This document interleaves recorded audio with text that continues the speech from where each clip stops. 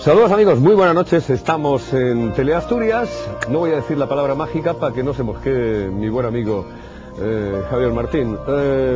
Estamos en Del Cielo a la Tierra y hoy tenemos la visita de un empresario del mundo de la telecomunicación, de las técnicas audiovisuales, en este caso de la telefonía móvil, fundamentalmente, y que también está involucrado en el mundo del fútbol porque es presidente de un equipo de tercera división. No va bien, desgraciadamente no va bien.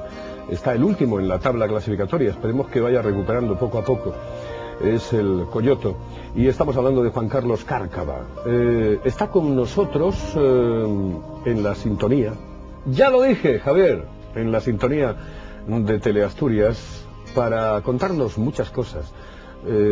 Cómo se empieza y cómo se llega pues a crear una empresa, por ejemplo, que tiene 75.000 clientes, que tiene 400 empresas con las que trabajar y que tiene 22 establecimientos o tiendas, en este caso, en toda España, repartidas por toda España.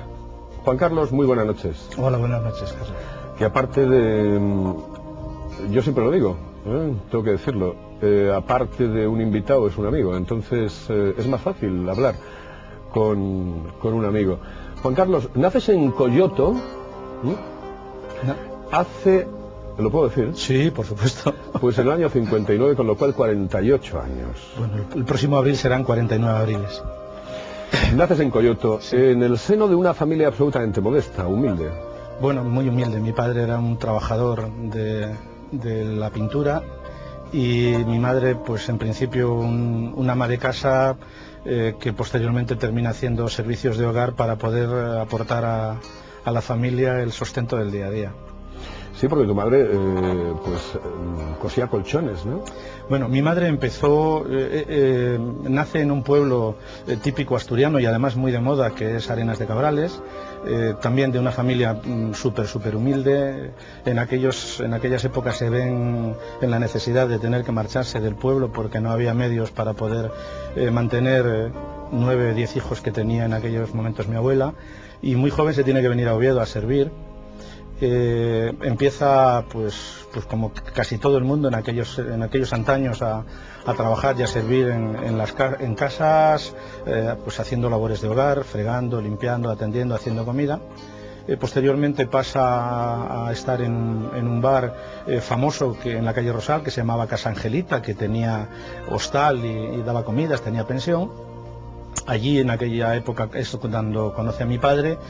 Y bueno, pues lo que son las vicisitudes de la vida, los periodos de trabajo, de la construcción, de la pintura, tampoco son buenos ni fecundos, y ella tiene que aportar al seno familiar el trabajo de lo que sabe hacer, y al final pues el saber hacer es un poquito de todo, es un poco de planchar, es un poco de fregar, es un poco de hacer comida. Y bueno, pues en aquella época se llevaban mucho los colchones de lana y había que variarlos, como se dice en asturiano, con una vara de avellano, había que deshacerlos, había que deshacer la lana, y posteriormente pues había que ir cosiéndolos y haciéndole aquellos especie de muelles, que no era otra cosa que el aglomerado de la lana bien abierta y variada, y con aquello pues poco a poco iba ganando unas pesetillas de aquella época para que, bueno, pues tanto mi hermana como yo pudiésemos comer y crecer y aportarle, como decía, al seno familiar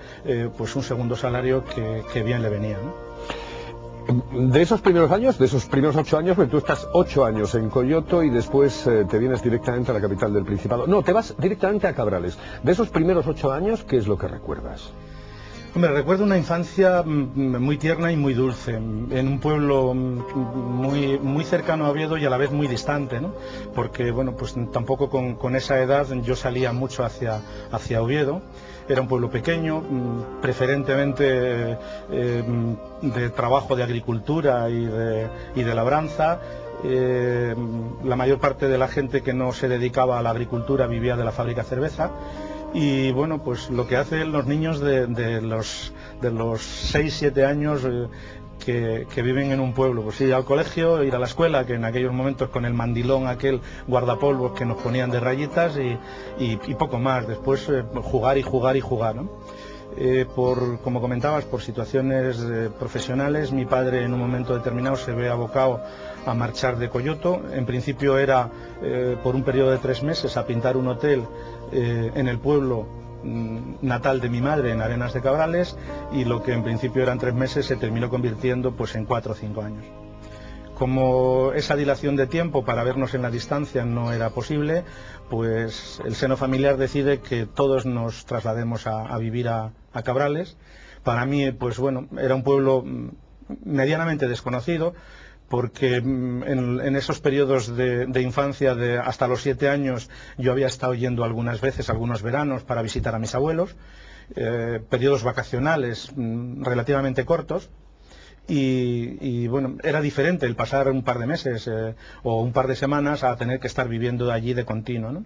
Las personas y la gente no eran del día a día, y te tienes que hacer en esa época de los 8 años pues a un mundo nuevo, ¿no? No deja de ser un pueblo ya mucho más distante de la capital, un pueblo mucho más dedicado a la agricultura y mucho más dependiente de la ganadería y del campo. Y bueno, pues allí paso otros 4 años de esa adolescencia, hasta que a los 12, por temas de estudios y porque el pueblo tampoco da mucho más de sí para la enseñanza y para poder aportarte otros conocimientos, me tengo que venir a Oviedo. ¿Te acuerdas de tu primera maestra, tu primer maestro? Me acuerdo del primer maestro. No te puedo decir el nombre exactamente, pero sí me acuerdo de la escuela de párvulos de Coyoto, donde das aquellos primeros pasos en los conocimientos de un mundo tan extraño, que para ti que no es el jugar, sino que ya tienes que empezar a conocer otras cosas, a ver aquellas primeras letras y el abecedario, pero que sí recuerdo sobre todo los paseos y los caminos y la distancia entre la casa y el colegio, más que en sí lo que era la propia escuela, ¿no? Sí tienes recuerdos y momentos puntuales de cosas que se te han quedado en ese recuerdo de la escuela, pero ha sido, yo creo, que un camino muy rápido el párvulos de aquella época. Sí tengo más recuerdo del paso ya al curso, a lo que llamábamos antiguamente la escuela, la elemental. Era bueno, pues la edad en la que pasabas del párvulo, de mi primera enciclopedia, a ya coger otra experiencia y a tener quizás un poco más de responsabilidad dentro de lo que era la niñez, ¿no? Y ya era una escuela diferente, ya era otro concepto de educación diferente, ya no estábamos mezclados niños con niñas, seguíamos manteniendo aquella postura en el colegio de las mesas de madera, de mesas individuales, del guardapolvos y del maestro en la mesa del fondo, con una sensación de abuelo, de señor mayor, ¿no? Y sí, la verdad es que cuando dejas la mente correr tienes vagos recuerdos de aquella infancia, que la verdad es que fue entrañable. En Cabrales supongo que ya, aunque sean muy pocos años, son 4 años aproximadamente, tienes tus primeros amigos, aunque sean del pueblo, aunque era muy reducido, pues empiezas a tener ya esas pequeñas amistades antes de los 12 años. ¿Te acuerdas de ellos, supongo, no? Sí, me acuerdo de ellos. Hombre, tengo muy buenos amigos, al igual que en Cabrales tengo muy buenos amigos en Coyoto, de aquella primera época, de aquella primera infancia, que posteriormente tuve la oportunidad de fortalecer y de seguir creciendo con ellos en la adolescencia, después de esos 12 años.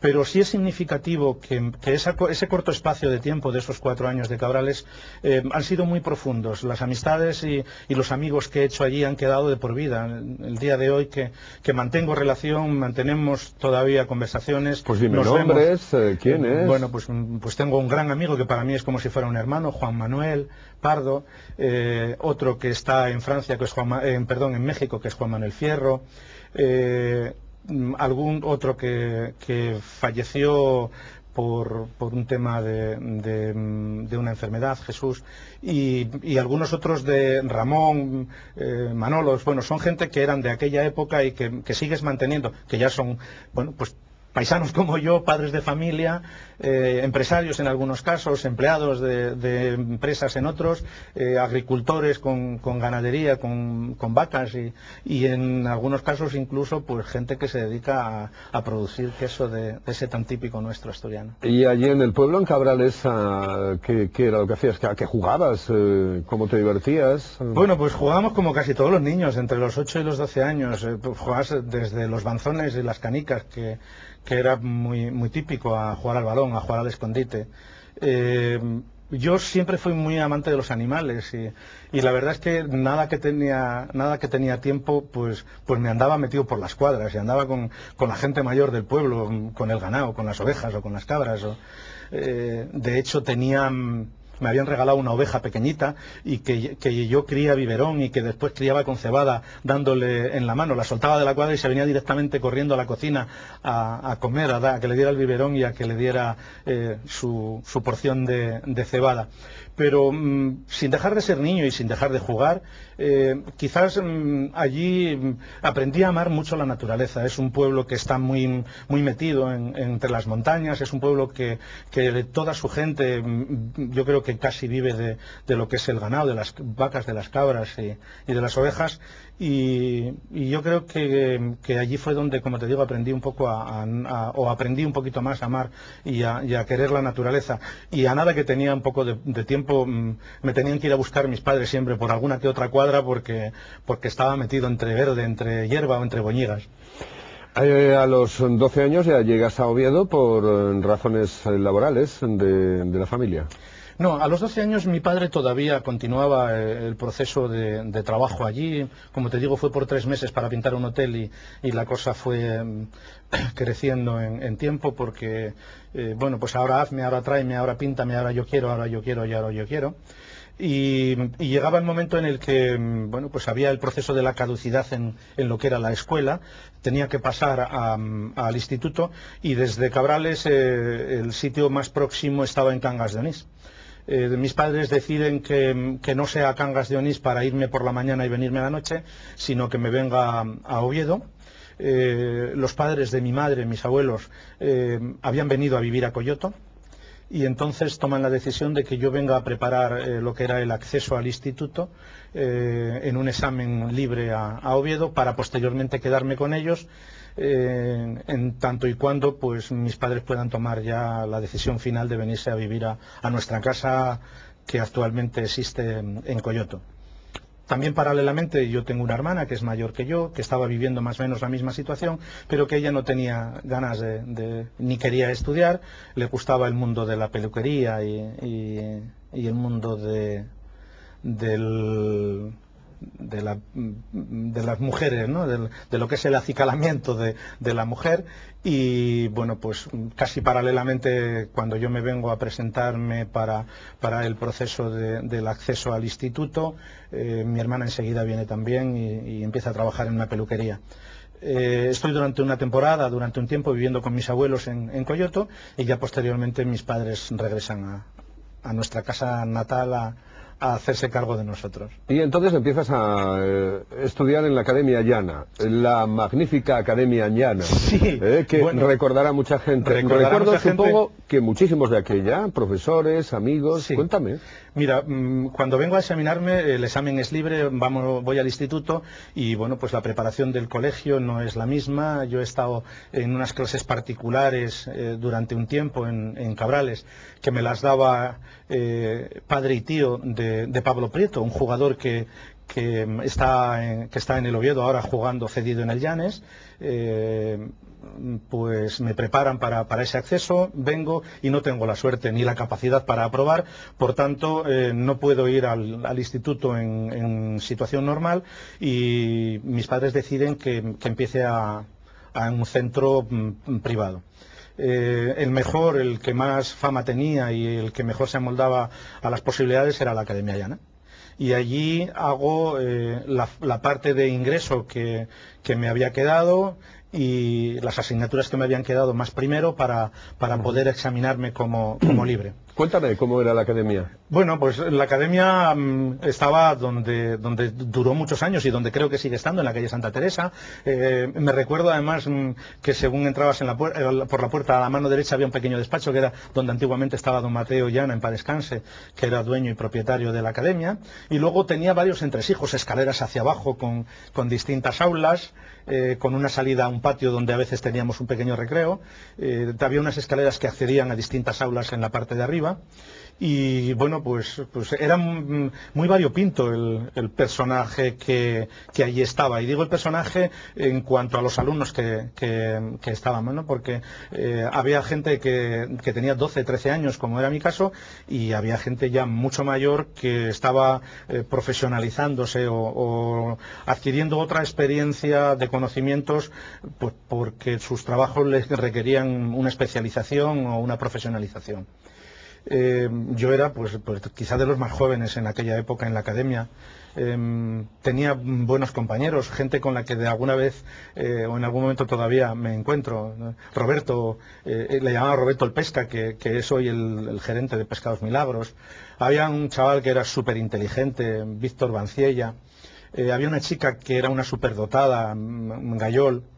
Éramos una clase mixta, éramos chicos y chicas, y bueno, allí sentías en algunos momentos la vergüenza y el rubor de ser tú un chico y verte en qué situación de conocimientos y de clasificación y puntuación te daban los profesores, ¿no?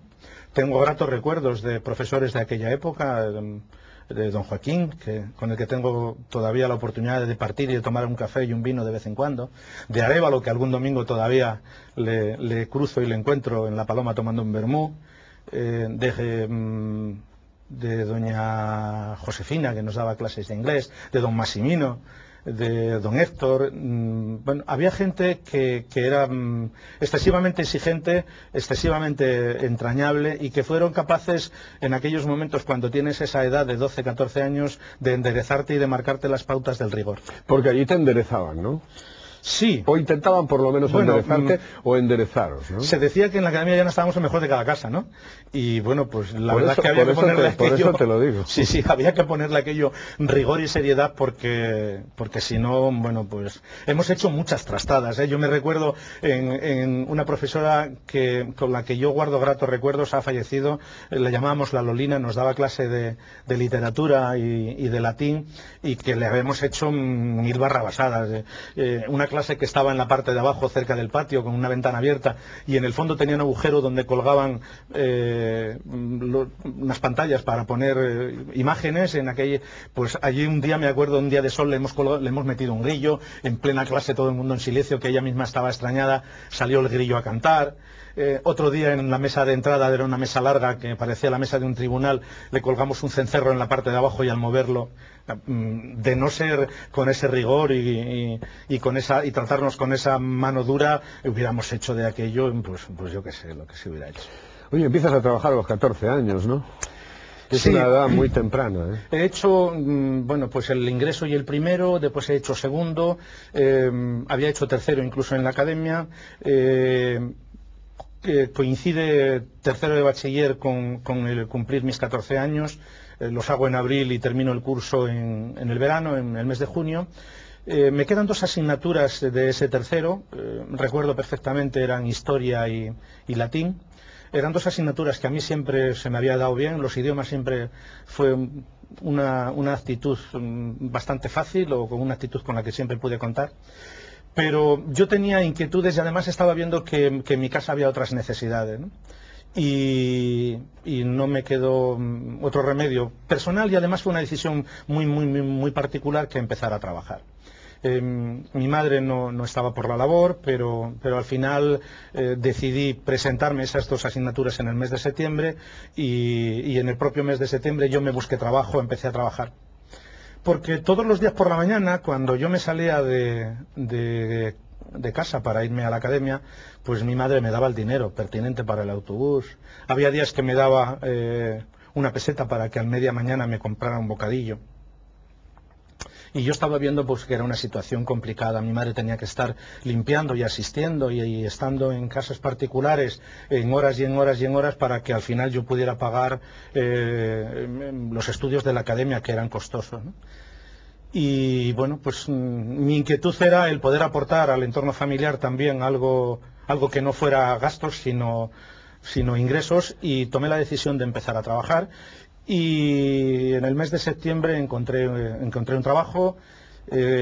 Cuando es coincidente el encuentro del trabajo con los exámenes de esas 2 asignaturas que me habían quedado libres, las apruebo, saco unas muy buenas notas, y cuando mi madre las va a recoger a la Academia Llana, don Joaquín le dice que es una pena, que deje de estudiar, que busque la forma y la manera de que yo pueda seguir estudiando aunque quiera trabajar. Y eso hace que me matricule ya en el Alfonso II, hacer cuarto y hacerlo de manera nocturna. ¿Y te vas a una droguería? Me voy a un almacén que había en la Ciudad Naranco, en la calle Montes del Sueve. Era un almacén de droguería y perfumería, de una familia, eran 3 hermanos, y el padre se llamaba Almacén Everés. Recuerdo con añoranza aquellos momentos, porque bueno, era mi primer trabajo. Los veía como personas mayores, porque eran 2 hermanos, Joaquín, José y Aurora, la hermana, y bueno, lo recuerdo, como te digo, con esa añoranza, porque también allí ellos me ayudaron a crecer como persona, aun siendo un niño, ¿no? Entraba por la mañana temprano, bajaba al mediodía muy rápido a comer, algunas veces bajaba en bicicleta, porque entre otros muchos trabajos yo tenía una bicicleta de aquellas que tenían portabultos adelante y atrás para repartir cosas por Oviedo, para ir a facturar a las distintas transportes que había en Asturias. Y luego ya por la tarde, pues muy rápido y corriendo, cruzaba Campo de San Francisco y me iba al Alfonso II a hacer el bachiller nocturno. Siguiente trabajo, el mundo del libro. Mi madre en aquella época estaba trabajando con una familia que el señor estaba en una empresa, era una multinacional, estaba ubicada en Barcelona, venía de antaño, procedía del mundo, del país transalpino, de Italia. Se dedicaban en 2 vertientes. Por una parte tenían librerías, servicio a librerías, y por otra parte se dedicaban a lo que era el estudio por correspondencia. Y bueno, pues el que mi madre trabajara en casa de estos señores era señal de una confianza, de un trato, de un diálogo y de un comentario del día a día. Y al final pues me hacen una propuesta para irme a trabajar al almacén de los libros. Y me cambio. No dura mucho y te pones a pintar. No, sí ha durado, sí. Lo que no ha durado ha sido, lo más corto ha sido el espacio entre la droguería y el libro, que han sido como 14 meses. Con los 15, poquito tiempo después de haberlos cumplido, me voy a ese mundo del libro, y allí estoy pues hasta mi marcha a la mili, hasta los 19 años. ¿Que te vas a dónde? Me voy a hacer la mili a Vitoria. En ese espacio de tiempo, dentro del mundo del libro, he hecho un poquito de todo: de estar en almacén, de hacer paquetes, de hacer reposición a las librerías, de hacer incluso con el responsable y el jefe, hacer pinitos, de salir a la calle, de hacer visitas, de empezar a vender, de ir picando por las puertas, de andar por los ayuntamientos recabando información y entregando documentaciones para después dar charlas y crear ciertas inquietudes para que nuestros departamentos comerciales, o sea, los comerciales de tierra, de pie, fueran a vender aquellos cursos por correspondencia. Posteriormente hice también pinito en el mundo del reparto y bueno, era la forma de ganarte un poquito más, porque el sueldo era pequeño y además yo seguía entregando el 100% de ese sueldo en mi casa. Recuerdo un día que saliendo de trabajar del almacén y yéndome hacia el Alfonso II, cruzando la calle Santa Susana, al comienzo de la calle Santa Susana, a mano derecha, había una confitería que se llamaba Confitería Alameda, y que todos los días era la pasión de mis ojos. Pasaba por aquel escaparate y se me iban los ojos, ¿no? Pues alguna que otra vez, por comer aquel pastel había que bajar caminando a las 10:30 de la noche desde el Alfonso II hasta Coyoto, pues porque no había otras posibilidades y porque no le podía restar al entorno familiar más dinero para esos caprichos, ¿no? Muy rápidamente nos vamos a pintar porque... Bueno, me voy a la Mili en el año 79, adelanto prácticamente 11 meses el tema de la Mili por petición de la empresa y bueno, pues cuando vuelvo de la Mili es corto el espacio de tiempo que vuelvo a estar en la empresa. Había procesos internos a los que yo no accedía y no sabía y un buen día me encuentro, pues marchaba de vacaciones, me hacen quedarme para hacer un inventario que aparentemente fue bastante ficticio y cuando ya me voy de vacaciones y bajo a mi casa para marcharme me encuentro con una carta encima de la cama y la carta era un proceso de despido.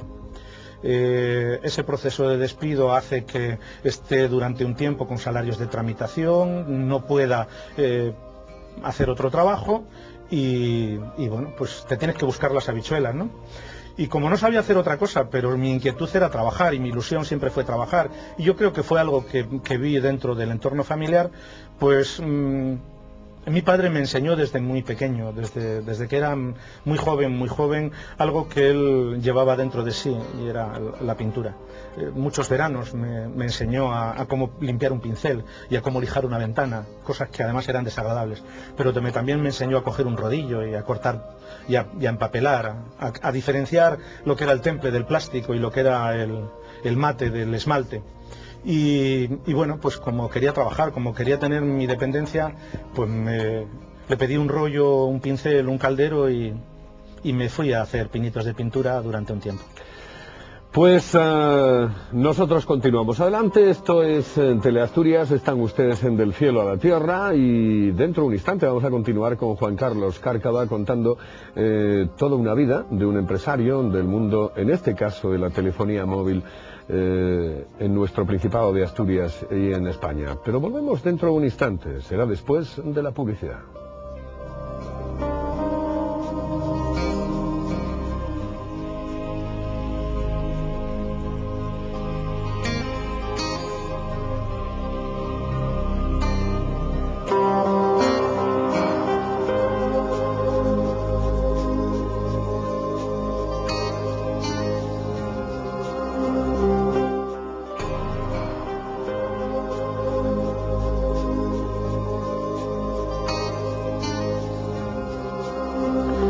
Seguimos en Teleasturias con Juan Carlos Cárcava, es el propietario de Treycar, una empresa de telefonía móvil absolutamente conocida de todos ustedes, pero para llegar ahí, pues antes, Juan Carlos, tienes que ir a pintar a varios sitios, pero llegas un día a pintar al Llagar Herminio, que es tremendamente conocido de todos los televidentes, ¿no?, en Coyoto.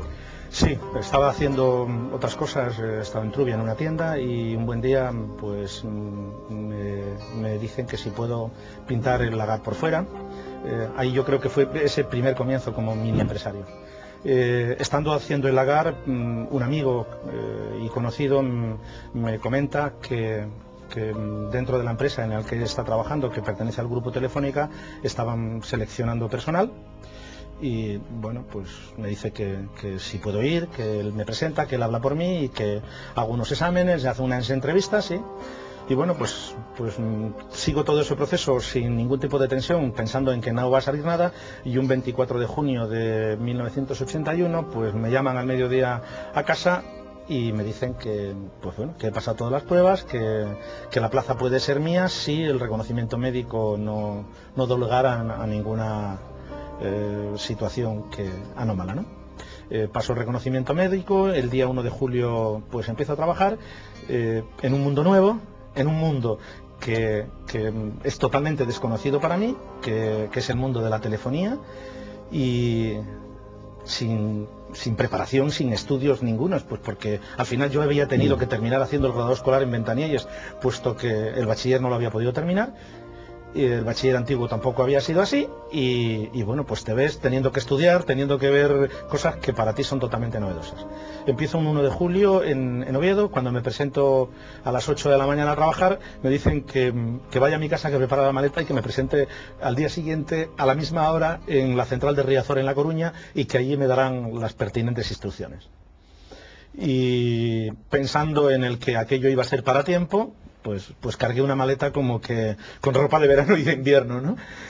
Y bueno, pues han sido 15 días nada más, me vuelvo a reincorporar a Oviedo por la petición y allí empieza mi mundo de las comunicaciones, a empezar a conocer lo que eran los teléfonos, lo que era en aquella época la telefonía convencional, preferentemente los supletorios y las líneas, porque no podíamos estar hablando de lo que hoy podemos hablar, y hacer visitas y hacer cosas que hoy son muy naturales, pero que en aquella época no se entendían, y era visitar empresas para ir a ofrecerles los servicios que Telefónica hoy y otros operadores están ofreciendo in situ. Pues ya hemos empezado a hacerlo, o yo ya empecé a hacerlo en el mes de julio de 1981.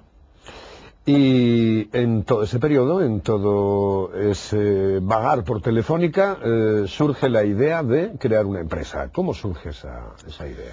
Bueno, es amplio. Yo estoy primero en un departamento comercial y allí me fui creciendo personal y profesionalmente. Recuerdo con mucho cariño jefes y supervisores, compañeros de aquella época, pero tuve una persona de la que guardo un grato recuerdo, de la que después de muchos años de no estar en contacto profesional sigo manteniendo un contacto con cierta frecuencia. Fue un director, se llama Javier Barranco, fue mi jefe supremo, mi director, y fue creo la persona que profesionalmente más me llenó. Fue un hombre duro, fue un hombre recto, pero creo que desde el primer momento fue un amigo. Hoy lo sigo siendo y además le quiero con locura. He trabajado a sus órdenes pues durante unos años como comercial puro, y llegado un momento cuando vio mi madurez profesional fue quien me propuso para que creciera y tuviese una proyección y un ascenso. En el año 87 paso a ser, por su interés y por su petición ante las direcciones generales, jefe territorial. Y ya tengo un equipo comercial que antes eran mis compañeros, empiezo a trabajar y a coordinar ese equipo comercial y comienzo en principio a trabajar y a supervisar lo que sería Asturias, León, Zamora, Salamanca, Valladolid y Palencia. A medida que va pasando el tiempo me van recortando provincias porque era demasiado, o sea, era tener una pierna en un sitio y otra en otro y no saber nunca dónde estar ni dónde dormir. Y en ese periodo de tiempo, finales del 87, se empieza a hablar a nivel nacional de lo que era la liberalización de las telecomunicaciones, de lo que empezaba a hacer la liberalización de los terminales, y Telefónica se prepara para ello, ¿no? Yo hago dos procesos: uno, seguir trabajando con mi equipo comercial, haciendo ventas, control de su trabajo en las oficinas comerciales, e ir preparando lo que posteriormente iban a ser las redes de distribución que hoy están trabajando en el canal. En ese tiempo, al ir montando los distribuidores y al ir buscando perfiles, pues vas conociendo muchas personas. Y ahí yo conocí a un señor que para mí totalmente desconocido, Moisés Trelles, en Pola de la Viana, en un pueblo a 30 kilómetros o 35 kilómetros de Asturias, que nunca pensabas que aquello podría ser una fuente de, y digo una fuente de... le nombramos distribuidor, empieza a trabajar, hace sus ventas, hace sus trabajos, y un hombre con unas inquietudes impresionantes y con visiones de futuro, pues es el que de alguna manera propicia el que todo esto al final resulte, ¿no? Después de vender los teléfonos que nosotros como fabricantes o como operadores le dábamos para vender, él buscó la forma de tener unos instaladores, y yo le ayudé a que esto fuese así, y un buen día me dice que, bueno, pues que por qué no dejo aquello, que por qué no hacemos algo, que por qué no empezamos. Y así, un 2 de abril de 1991, bueno, previamente en el 89 se crea la sociedad. La sociedad, él me dice que le ayude a ponerlo y hacerlo en marcha. Un viernes por la noche me llama y me dice: ya tengo el nombre, se va a llamar Treicar. Empieza la sociedad haciendo prácticamente instalaciones como subcontrata de una contrata de Telefónica, y posteriormente, bueno, pues yo seguía haciendo mi trabajo y paralelamente estaba ayudándole a poner esto en marcha, ¿no? Durante ese tiempo había una persona que para mí ha dejado y sigue teniendo, sigue teniendo muchísima importancia en mi vida profesional, es mi bastón principal durante todos estos años. Se llama Monse y es mi persona de confianza hoy todavía en Traycar. Está conmigo, empieza conmigo en ese proceso de ese Traycar en el 89. En el 91 yo dejo la compañía y me voy con una mano adelante y otra atrás para que nazca el 2 de abril la primera tienda de Traycar en Valentín Masip. Posteriormente empezamos el crecimiento de esos puntos de venta. Yo hago al principio de comercial, de vendedor y de todo, hago de responsable y de inspector casi de nuestros instaladores que teníamos, que no eran autónomos, pero que tenían con sus coches y sus escaleras, y era un trabajo un tanto especial. Teníamos una tienda en Valentín Masip que en principio había 4 teléfonos y el resto estaba relleno de televisiones, de vídeos, de transistores, de máquinas de afeitar. Monse, que acababa de terminar los estudios de administrativo, la pobre tuvo que aprender qué era una televisión, qué marca, qué pulgadas, qué canales y cómo era una máquina de afeitar y cómo era un vídeo y hacía las funciones de vendedora de la tienda, hacía las funciones administrativas, cogía el teléfono. O sea, éramos un poco esos chicos para todo, ¿no? Hasta que fuimos creciendo en puntos de venta Y es lo que es en este momento, con 22 tiendas, con 400 empresas que están ahí, con 75.000 clientes. Oye, ¿cómo evolucionó el tema de la telefonía móvil? Porque recuerdas evidentemente aquellas maletas absolutamente sí, impresionantes para poder llamar por teléfono que tenías, vamos, era... Me recuerdo el día de la inauguración del servicio de la telefonía móvil en Oviedo, fue el 26 de febrero de 1987, y aquellos primeros teléfonos parecía el maletín de un fontanero. Era una caja, pesaba 17 kilos, era más un arma de defensa personal que un utensilio de comunicación, ¿no? Pero bueno, pues como todo, si comparamos aquello con los terminales de ahora mismo, la evolución evidentemente va progresivamente y sobre todo en estas nuevas tecnologías. Nosotros comenzamos en el año 91 teniendo la tienda y hemos empezado en aquellos momentos a vender esa telefonía móvil como distribuidor. A mí anteriormente, desde el 86 hasta el 91, me tocó trabajarlo dentro de lo que era el propio operador llamado Telefónica, y la verdad es que los cambios son incomparable, ¿no? No puedes pensar. Yo tengo todavía hoy en mi despacho equipos de aquella época y es para dejar la mente ir hacia atrás y tener esos recuerdos.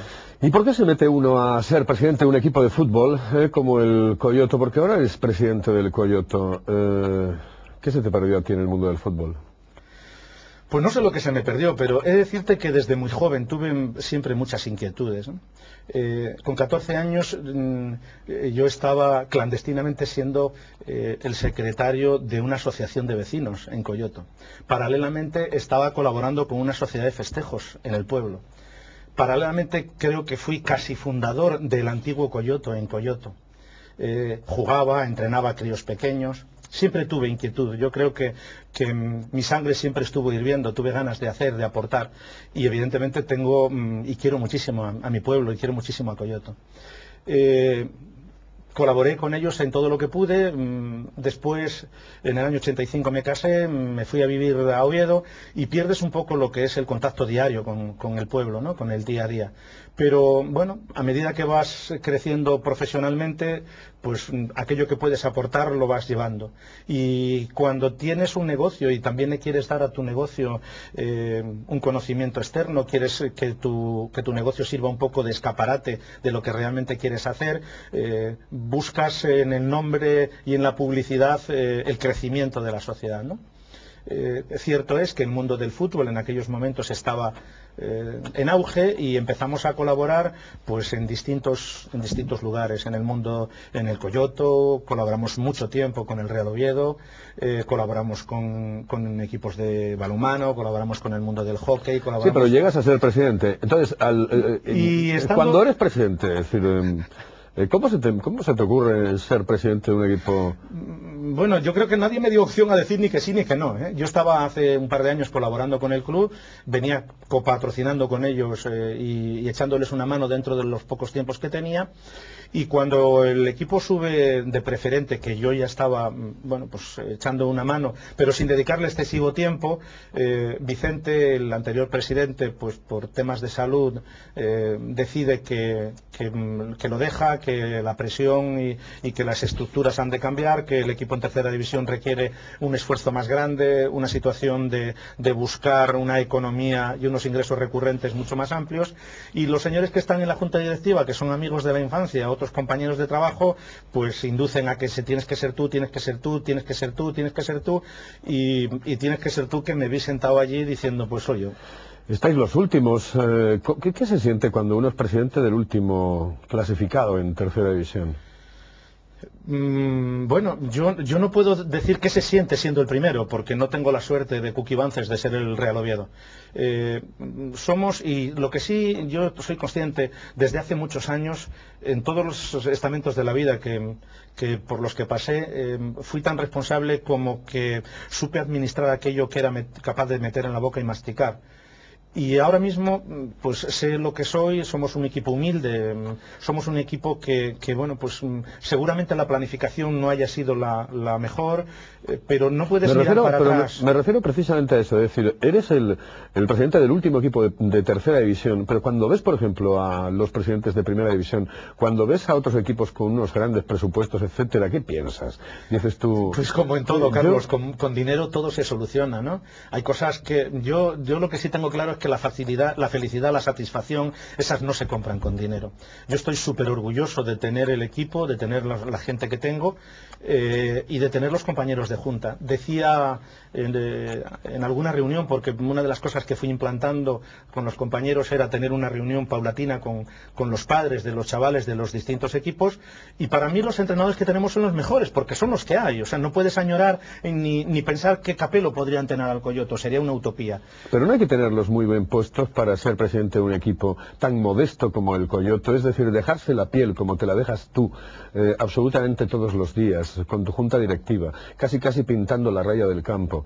No es, a veces no dices, Dios mío, pero ¿por qué me he metido en esta historia? Bueno, lo puedes decir, te puede pasar en algún momento, pero yo creo que son flags muy rápidos, ¿no? Porque luego ves otras cosas, ves 215 chavales que hay en la estructura, ves los críos salir al campo, ves aquellos chavales con aquella ilusión, ves el trabajo que están haciendo de una forma lúdica tus compañeros, que al igual que tú pasan horas y horas allí, y dices, bueno, pues si yo no lo hago, no lo va a hacer nadie, ¿no? Yo tengo 2 hijos, ninguno de ellos ha estado metido en este mundo del deporte, no están jugando allí. A mi hijo varón no le gusta el fútbol, pero bueno, sin esa necesidad, como te decía antes, a mí me hierve la sangre, me gusta. Llevo a Coyoto en el corazón, y evidentemente el Coyoto, que terminó siendo la fusión del Coyoto antiguo, del Águila Negra y de la Central Lechera, es algo que yo vine a hacer y crecer. ¿Te ha quitado la cena el perder un partido? ¿Sí me ha quitado, perdón? La cena, por ejemplo. Me ha dado no ceno un día, tengo un disgusto increíble, sí, no duermo por la noche. Por supuesto. He tenido muchas tardes de desasosiego interno, he tenido tardes de disgusto, he tenido tardes de pensar, he tenido tardes de sinsabores. Sí, es cierto, pues que cuando una cosa la llevas dentro es difícil que no la sientan, ¿no? Entonces serías falso contigo, y no lo puedo ser. Mi madre y mi padre, el poco tiempo que lo tuve, pero mi madre sobre todo, a la que quiero muchísimo, me enseñó a ser muy respetuoso y esos principios de la vida de querer lo que sientes, y eso lo siento en el corazón. ¿Por qué no le pides dinero a tu equipo, al Fútbol Club Barcelona? Porque tú eres del Barcelona. Yo soy del Barcelona porque soy del Oviedo, fíjate qué cosa más extraña. No le puedo pedir el dinero al Barcelona porque no conozco a nadie. Me gusta el fútbol, creo que el Barcelona hace un buen fútbol, y fíjate, soy del Barcelona porque te digo que soy del Oviedo.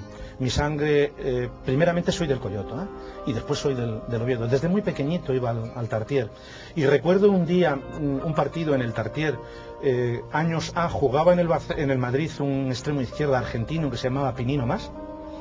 El partido aquel lo ganó Orellana, que fue el que arbitró. Y recuerdo la alineación del lunes en todos los periódicos que decía Orellana, Orellana, Orellana, Orellana, Orellana, Orellana, Orellana, Velázquez de Orellana. Aquel día yo le cogí fobia al Madrid por ser del Oviedo. ¿Pero por qué no le cogiste fobia a Orellana? Porque Orellana no sigue y sin embargo el Barcelona sigue, ¿no? Desde aquel día empecé a ser simpatizante del Barcelona y bueno, soy sufridor. Por eso soy presidente del Coyoto siendo el último y soy del Barcelona. ¿Cuál es el mejor equipo que hay en este momento en la faz de la tierra? Para mí el Coyoto. ¿Cuál es el mejor jugador del mundo? Y no me digas que uno del Coyoto, por favor. No por nada, que lo podría ser en un momento determinado, que de Modesto salieron grandes jugadores. Pero... Yo, si me dejo guiar por mis colores, para mí Messi es el jugador hoy más desequilibrante. Para mí.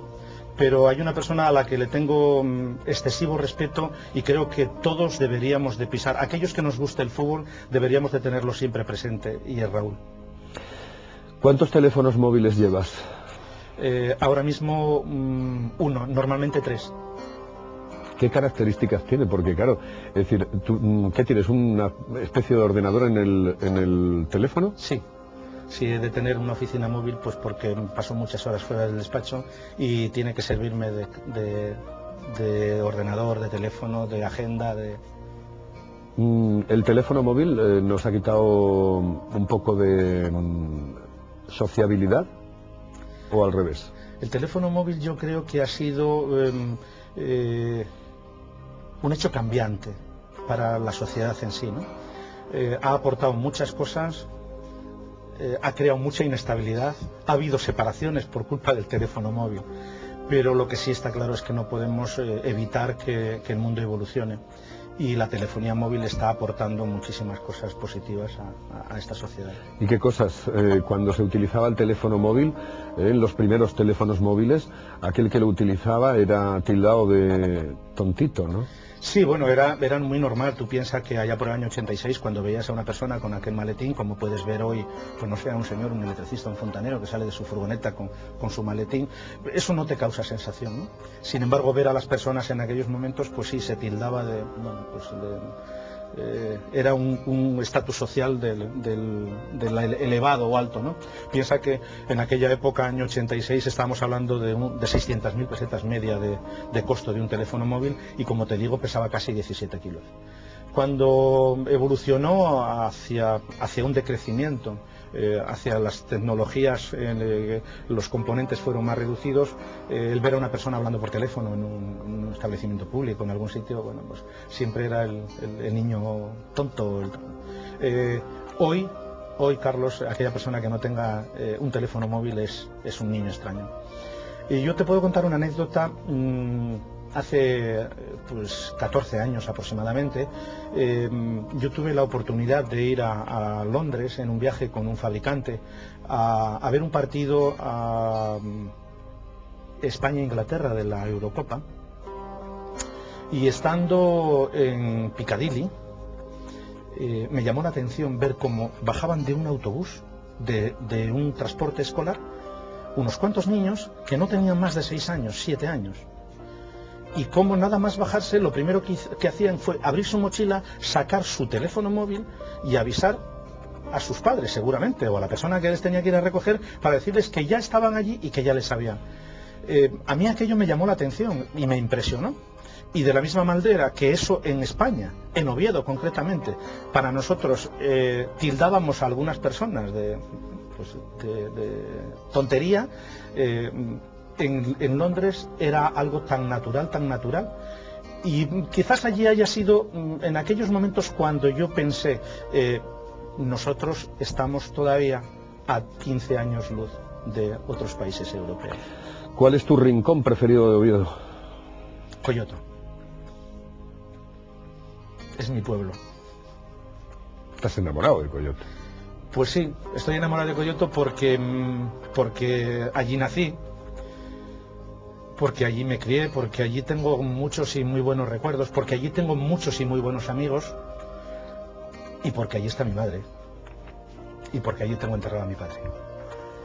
Pero no estás tan enamorado de Coyoto como de tu mujer Charo, ¿no? No, por supuesto que no. Eso es algo súper especial. No hay punto de comparación. Eso es, yo creo que fue un don que Dios puso encima de la tierra para que yo tuviese la oportunidad de cogerla. Es de agradecer muchas cosas, muchas. Primero, que me dio 2 hijos excepcionales. Segundo, que ha sabido educarlos, porque ha sido ella quien los ha criado y quien los ha educado como nadie. Y tercero, porque ha sabido soportar carros y carretas en estos años difíciles, muy difíciles, desde que yo tomé la decisión de marcharme de la compañía hasta hoy. Y además pensando que cuando yo me fui en el año 91, ella estaba en excedencia en su trabajo de nuestro hijo pequeño y que no había un sueldo en casa, ¿no? Le ha hecho mucho valor, ha sufrido mucho en el silencio y evidentemente es algo de agradecer y de tener muy en cuenta. Yo creo que es eso, ha sido ese don que mis suegros, a otras personas a las que también quiero muchísimo, y muy en especial a mi suegro, porque en muchos momentos ha sido mi segundo padre, hayan tenido ahí y hayan hecho ahí para que haya caído en mis manos. Que sigas adelante en tus negocios, que sigas adelante con tu fútbol, que sigas divirtiéndote y que sigas haciendo cosas interesantes como hacen los empresarios que empiezan desde abajo y que intentan hacer empresas lo suficientemente importantes como para poder fortalecer lo que es el tejido industrial de nuestro Principado de Asturias. Juan Carlos, ha sido un placer tenerte con nosotros aquí en Teleasturias y que bueno, pues que te vayan realmente bien, y a ver el Coyoto si puede ir subiendo algún puesto en la tabla clasificatoria. Te decía lo de que se siente ser el presidente del último equipo de tercera división, porque lo más fácil es que cuando acabe la temporada con Kiko Arias no estés el último. Muchas gracias y muy buenas noches. Que sea lo que Dios quiera, sobre todo paciencia, ¿eh? Yo digo que para que uno tenga suerte ha de encontrarle trabajando, ¿no? Si algún día viene, por lo menos que nos pille despiertos y trabajando. Gracias a ti, gracias a vosotros, y bueno, pues deciros que mi casa es vuestra casa. Gracias, Juan Carlos. Señoras y señores, hemos tenido hoy a Juan Carlos Cárcava. Nosotros volvemos, ya lo saben, el próximo jueves aquí a Teleasturias, en Del Cielo a la Tierra, y recuerden que este programa también se emite los sábados a las 2 de la tarde y los domingos a las 9 de la noche. Sean ustedes muy felices. Muy buenas noches.